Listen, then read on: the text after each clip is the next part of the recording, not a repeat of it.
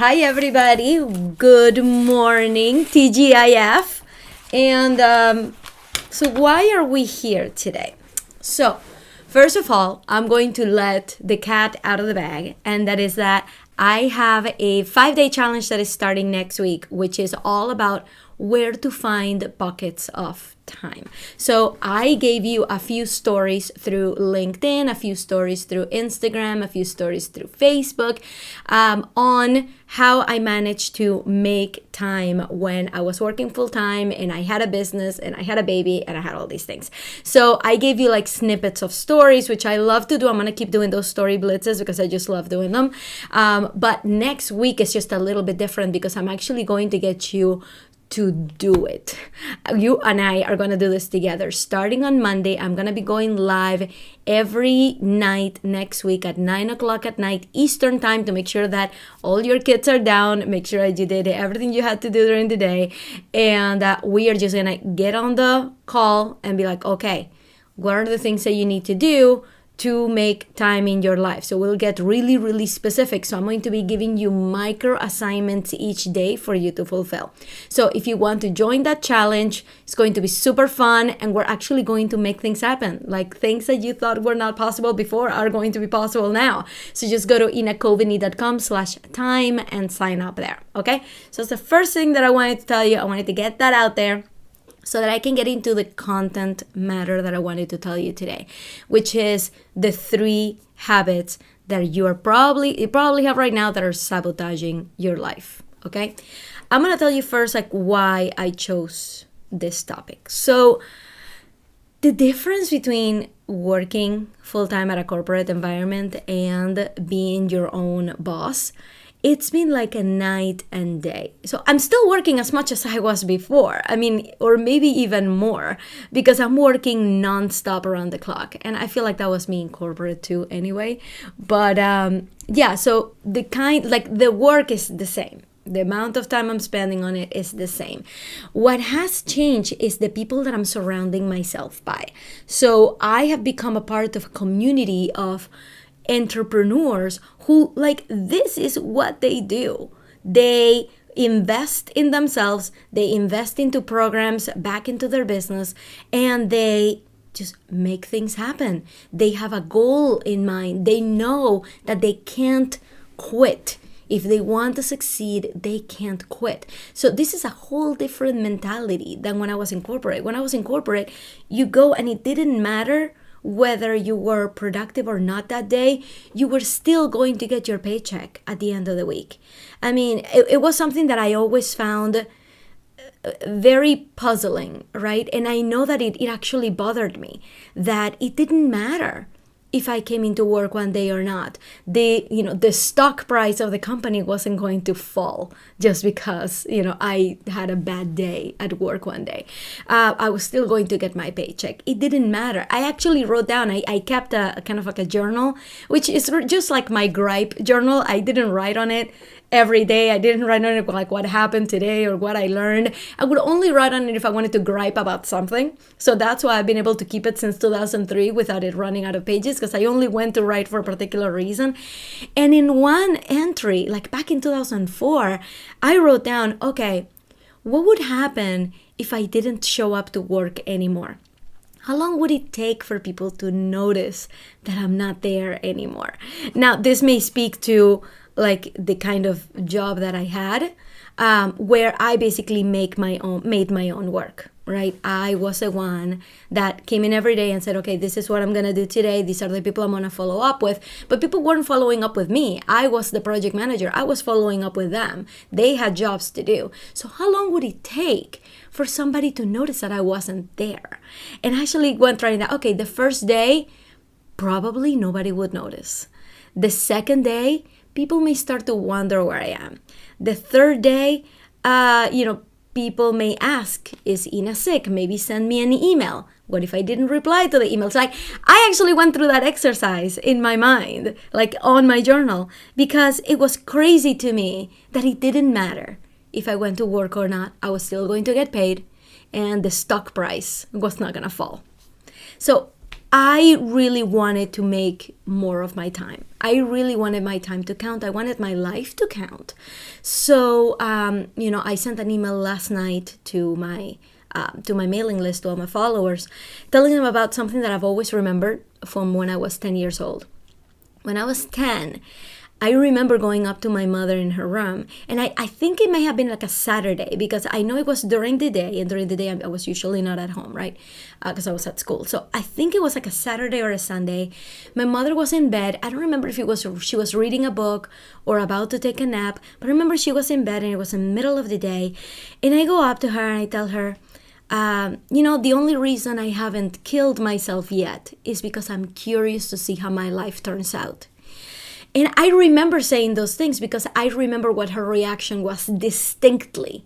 Like, she didn't even bat an eyelash. She didn't even, blink. She just said, And I'm like, that's it? Like, that's all I get? So I must have been fishing for something, right? I must have been trying to get her attention somehow. And I didn't get it. And that stuck with me. That I'm like, why am I not getting like the attention that I need, that I deserve? Like, I just told her that I've thought about killing myself. I'm 10 years old, and that elicited no reaction from her.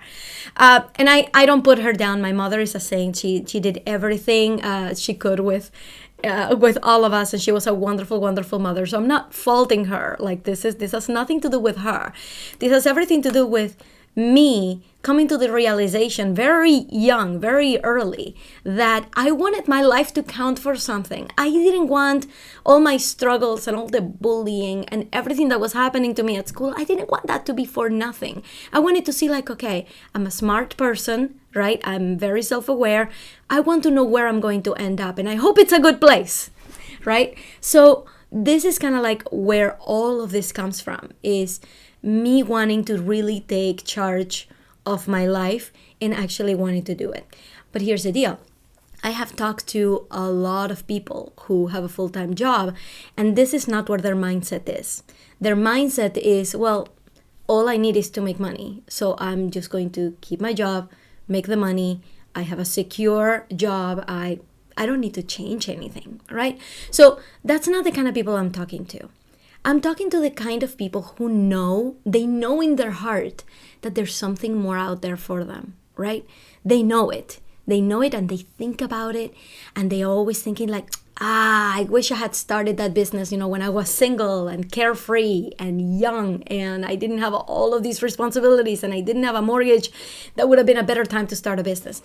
You guys, there's never a good time to start a business, right? I always tell people that, when you reach retirement and you look back and you're like, I should have really gone off on my own back when I was young and carefree. I'm like, guys, I've never felt young and carefree. I have felt young, but carefree has never been a part of how I would describe my life. Okay, like even when I was back, in that journal, you can see like the first few pages is me at 23 years old, just out of college, like within the first year of working full time. And I was telling myself, hey, you have youth, you have money, you have time. Why aren't you doing your thing? Because life is not as simple as that. Life is complicated. So you will fill your head with reasons why you're not starting that thing, right? You will tell yourself, well, I don't have time. I have a mortgage to pay. I'm not gonna, spend money on a business. I have children to take care of. I have dinner to put on the table. And all of those are true things, but they can't be the reason why you're not acting on your own life. So that's why I'm having this particular talk with you at this point in time, is to reveal to you there are 3 things that you're probably doing to yourself that you don't even realize are holding you back. These are the 3 things that will make you stay in your current state and settle. That's what it's going to do. It's just going to make you settle, and it's going to make you reason with yourself that you are doing the right things. So life is just going to be what life is, and you're going to get to 65 years old, and you're going to look back and be like, shoot, I should have done that back then. That little fire, I never actually got to take care of it. So that's why we're here. After this seminar, after this talk, I'm not going to tell you that you're going to completely take a 180 and change your life, because these things take time. So all I'm doing here is planting the seed, right? It's just making you aware of these patterns so that eventually you can, say like, oh my God, that's what Enoch was talking about. I'm doing it right now. Okay. So it's just to plant the seed, because I want you to think about these things. Okay. I don't want you to get to a certain age and realize I had no idea that that's what I was doing. I'm going to tell you what you're doing right now. So I did write it down. I did prepare. So I'm going to start with the first one, which is, you are dreaming too small. Okay? When we all think about our dreams, when we all think about starting a business, when we all think about what we want our life to be, where do our thoughts go to first? I want to have more money, right? So when I say you're thinking small, it's not I'm thinking you're thinking of too little money, right? Because I bet you have dreamed about winning the jackpot at the lottery. That's not a small amount of money. That's a big amount of money. But even winning the lottery is dreaming very small. So I'm going to tell you an example. So when you think about your dreams and you think about starting a business, you're thinking, I want to have enough money to replace my corporate salary. Or I want to have enough money that I don't have to worry about what I buy at the store, right? I heard this, which was genius. I'm sure the person didn't come up with it. I'm sure it's been around for a while, but I thought it was genius to read when you go to a restaurant and to read the menu from right to left, right? Like just look at, okay, what is the cheapest thing I can get here, and go that way. So when you're thinking of, I want to make more money, those are the things you're thinking of. I don't want to worry about the thing, I don't want to read the menu from right to left. I want to win the lottery. I want to replace my corporate salary. So you're thinking about the money, and guys, that is so small potatoes, because in you, there's something much bigger than that. Like, if you think about the people that you could be impacting with the stuff that is just in you, with like your story, with the things that you have already been going through, right? This is huge, guys. What you have in you is a movement, all right? So I'm going to give you like one example for myself, for example. When I started this, I'm like, I just want to make enough money to replace my corporate salary, and that's it. Like, that's all I want. I just want to make enough money. Eventually, as being a part of this entrepreneurial community, I became aware that no, what I have in me is something much bigger. I want to be on stage telling people how to break the chains of their old job and how to impact more lives. Okay, so if you have thought about the things that you want to do in the world, right? Like every time that I see that somebody invested in putting up a school in Africa, like something like lights up in me. I'm like, I want to invest in schools in Africa, right? I want to make somebody else's life better. And I can only do it if I am out there, if I am vulnerable enough to tell people my story, if I have the right mindset to get them, to invite them to join me in this journey, right? So, if you have been through a transformation, and that could be a weight loss transformation, that could be an, healthy eating, healthy living, having your garden transformation, something that flipped your thinking in some way that made your life better. You have a great story in you, and you have a great movement in you. You could be the face of this movement, where somebody looks at you, when somebody looks at what you've done, and they get inspired to do the same and make their own lives better. And you know what happens when people have better lives? It makes for better citizens, it makes for better leaders, and it makes for a better world. So you have more in you than just you making a little bit more money to not look at the menu from right to left. What you have in you is the power to transform people and to make the world a better place. So when you start a business, you're not just thinking of you. You need to be thinking of how can you make this a better world. And guess what? The money situation follows as long as you have your head screwed on straight. If you're just chasing after the money, you are going to keep living small. You are going to be impacting as few lives as possible because you're only impacting the lives of your clients. And in what way? In a small way. All right.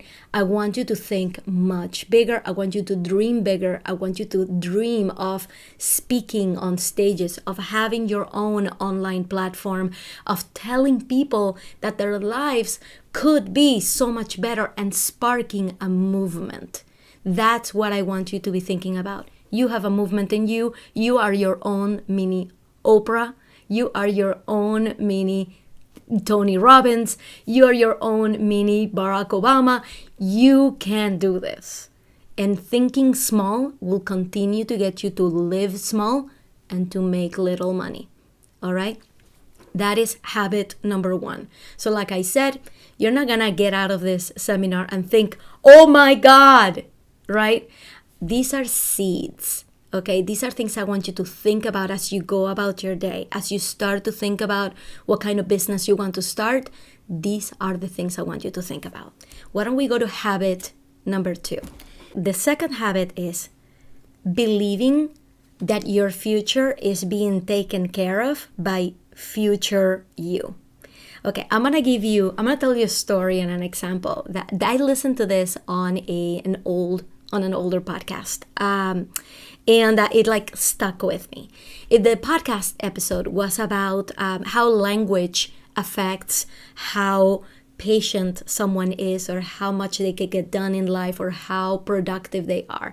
So they were talking about, in terms of linguistics, the fact that in the English language, we have a different tense for the future, right? I say I will do blah, right? Rather than in the Chinese language where there is no such tense. When you say that you will do this tomorrow, you're actually saying, like linguistically, you're saying, I do this tomorrow, right? So they were discussing about how there's a huge difference in the temperament of Chinese people towards their work, right? Of how much time they spend on a particular task, of how much patience they have, of how, they procrastinate less than people in the United States. And I'm just singling out the United States right now, right? There's many more English-speaking countries. But in the United States, you find that people procrastinate a lot more. And I love this example, is picture yourself at night. And this happened to me last night, guys. So this is like real. This happened to me just like 12 hours ago, okay? I was downstairs with my husband, my lazy boy, and I was just doing Instagram stories. And then I just kind of like reach a point where I'm like, a point of diminishing returns, right? I'm like, okay, I don't have anything else to post about. I don't really particularly want to watch TV, right? But I'm not ready to go to bed yet. So I just got some cookies. Chips Ahoy, if you needed to know. They're not paying me for this advertisement. And I got some Chips Ahoy, I got some water, and I just cuddled up next to my husband with my phone, and I just watched maybe 2 episodes of 30 Rock. That's what we're binging on right now, is 30 Rock. And I'm gonna tell you something. I ended up going to bed at midnight because I was not thinking that I need to get up early with the kids. I was not thinking about this live that I need to do that I hadn't even prepared for. Like, I literally wrote these notes as I was falling asleep last night, okay? So what we think about when we think like, oh yeah, I'll take care of that tomorrow, is you think that a different version of you will take care of that tomorrow. It's like, oh, that's future Ina's problem, right? Whether she has not prepared for that live and she has to get up with the kids, that's future Ina's problem. That's not my problem right now. I just don't want to go to bed, right? So what we are doing is deferring action to our future self, not realizing that our future self is just us. It's us. It's not a different person.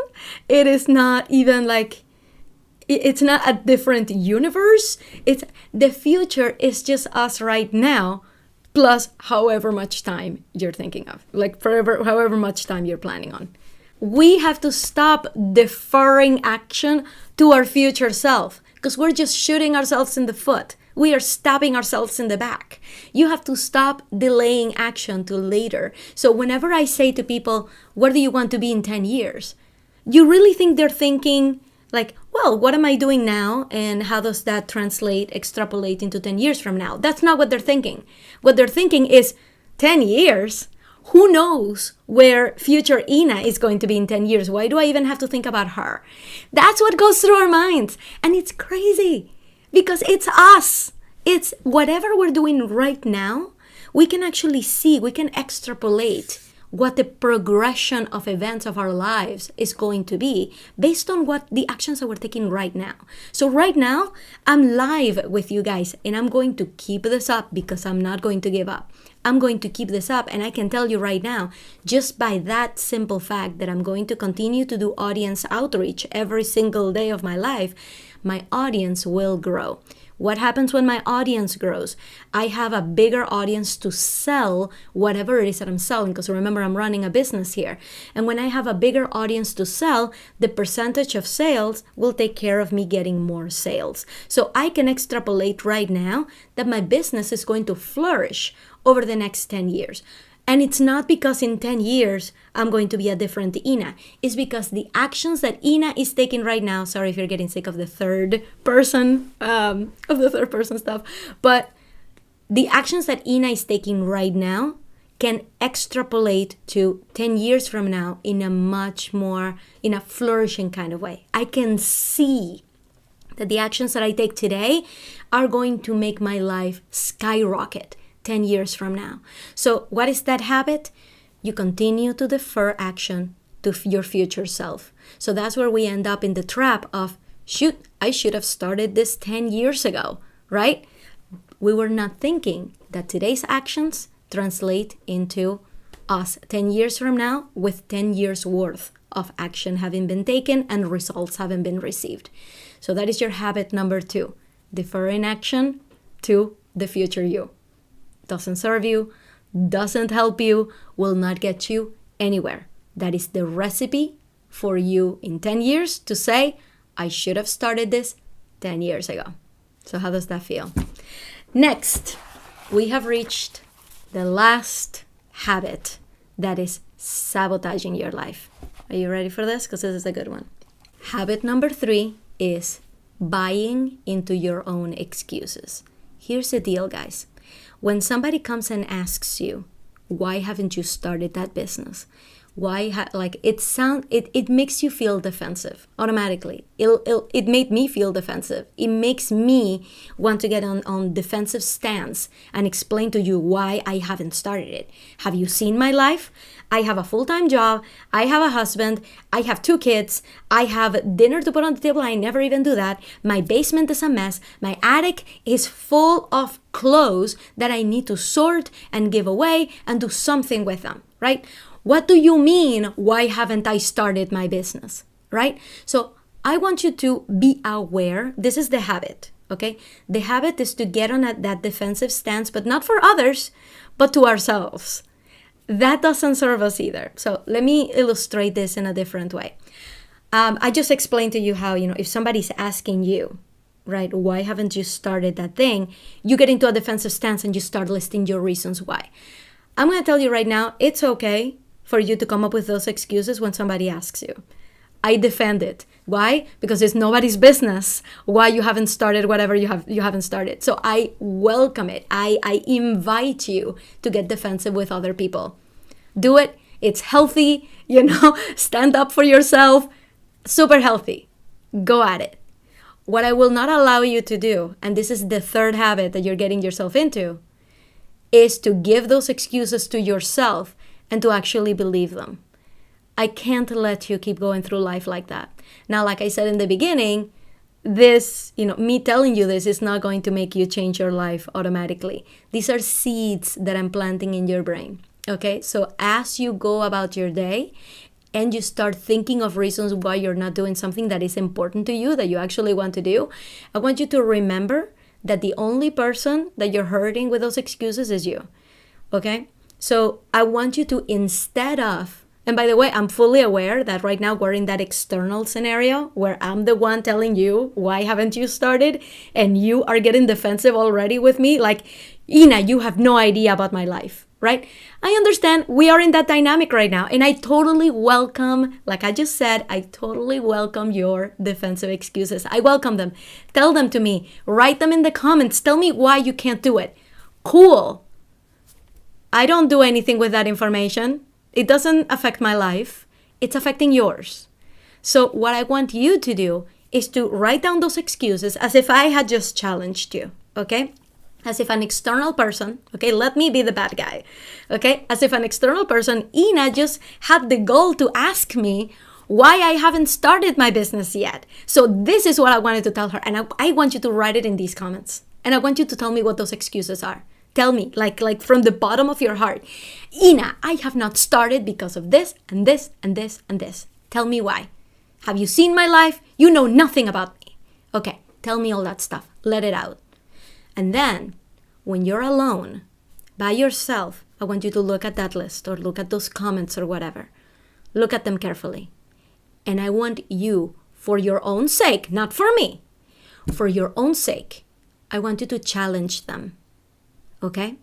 I want you to look back at the stories that I have been posting. Actually, these are also posts on Instagram. And if you're looking up, like if you're watching this or listening to this later on, the posts happened the week of October 8th, 2018. Okay? So you can look back and check them. Or you can go on LinkedIn or you can go on my Facebook page and check them out there.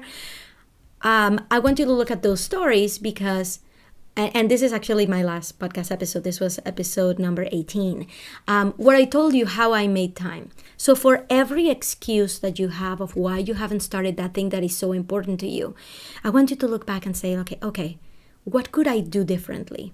All right. So suppose that somebody is, that you're saying, I really need to put dinner on the table every night. And sometimes I don't even get to do that. Right? So I don't have time for anything else. I want you to challenge yourself and I want you to challenge your current situation and say, do you really need to have dinner, on the table at night every night? If the answer is yes, think of ways that you can do that a little bit differently so you can make time for yourself.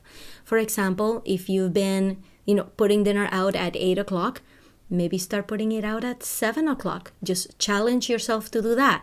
And that way kids can go down earlier and you've just gained an extra hour in your day. What about, there are nights when you just order in. There are nights when you just go down to the Whole Foods or go down to the Shaw's or go down to the Safeway or whatever supermarket you have nearby and just get food from the warm line, right? And come home and warm it up. Make something easy. What about, if some nights the kids just eat at their grandmother's house? What if some nights you just tell your husband or your partner, can you please take care of the house today? I really need to focus on what I want to do with my life and I'm going to go to the library straight after work. Can you take care of everything for me? Ask for help. Ask for support. I'm just spitballing ideas here. Only you know your situation. And it's not a matter of you excusing it to me. It's you looking at your list of reasons why you don't have time and doing something about it. Okay? Because if this is really important to you, remember the habit that we just talked about of you leaving it for your future self? Your future self is nothing but you right now extrapolated into the future. So what are you going to do right now? So that is habit number 3. Is buying into your own excuses. Is saying to yourself, I don't have the money to start a business. You guys, I started a business with $10 in my new business account, right? And by, just getting a little bit of money from my savings. And I'm talking like little money, like less than $1,000 from my savings. I just took it, appropriated it for my business, and then I just started. So there are ways for you to really cover those bases. There are many people who just actually start with zero. When I started out, all I had to do was buy a domain and buy a domain registration and buy a host, and that's less than $200 for like 5 years. Because the promotional deals that they have for hosts to host your website, they are super good. Like you can have your website for 5 years and pay very, very little money. They're going to get you, on the tail end. After that, they're going to charge you more per year. But to start out, the startup costs are very low. So what I'm trying to do right now is just to give you just like spitballing, just like a brain dump of ideas to get over those excuses. But you first have to believe that they are excuses, right? I want you to look at your list and say, like, judiciously, to say to yourself, in truth, yeah, there's absolutely nothing I can do about this list. Oh, well, I tried, right? And if that's you, I wish you all the best. But if that's not you, if you really want to start, I have a time challenge next week, and I kind of advertised it in the beginning of this episode, but I want to tell you that I can actually help you. We can do this together. So join my time challenge. I call it the Reprioritize Your Time and Replace Your Salary Challenge. It's happening next week. It starts on Monday, and we are going to go together and find those little pockets of time. And not only that, I'm going to get you to actually be prepared, because when that time becomes available to you, I want you to be ready and to know what you're going to do with that time so you can keep moving forward and set your goals. Okay, I'm going to help you with all of that. Let's do it together. It's going to be super fun. And at the end of next week, you will know for sure that you have the time for your dreams and that your extrapolated version of yourself is much bigger than you ever even thought of. So that is what I had today. Those are your 3 habits. So to recap, habit number 1, you're dreaming too small. You have much more in you than you have been giving yourself credit for. Habit number 2, believing that your future is being taken care of by future you. There's no such thing. It's just you now. And number 3, buying into your own excuses. I don't care if you get defensive with anybody else, get defensive with me. I don't care. I can take it. I'm a big girl. I don't think that you could live with yourself if you continue to give yourself those excuses. And that's why I want you to think about that. So thank you so much for attending this mini seminar, this episode. I'm guessing this is going to be my podcast episode 19 for next week. For everybody listening on the podcast, because I'm recording this on an off day. I usually record my podcast episodes on Mondays, but I guess I did it early this week. Christmas came early this week. So I hope to see you next week at the challenge. I can't wait. And that's what I had for you. All right, guys. Thank you so much for being here. Thank you so much for watching. And remember to sign up for the time challenge in coveney.com/time. I will see you there. Bye, guys. Have a great weekend.